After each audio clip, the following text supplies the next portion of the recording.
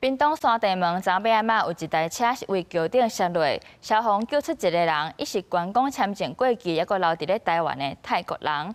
不過有民眾講，看到這車頂原本哪像是載8個人，出車禍了後，這車的邊仔嘛佫有徛4個人，只是警方到位的時，這人煞攏無去啊。目前佫咧追查，要來釐清事故原因。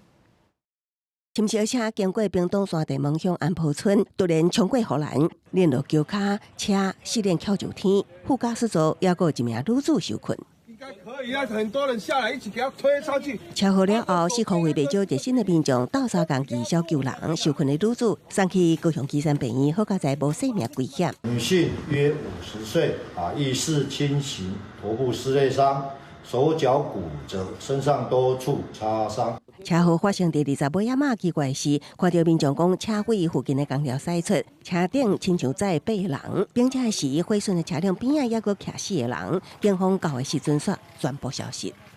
車頂一個爾，剩的因有翕到傷，有4個人捌佇外口。警方進一步訪查附近居民，發現事故發生當下現場另有4人站立受損車輛旁。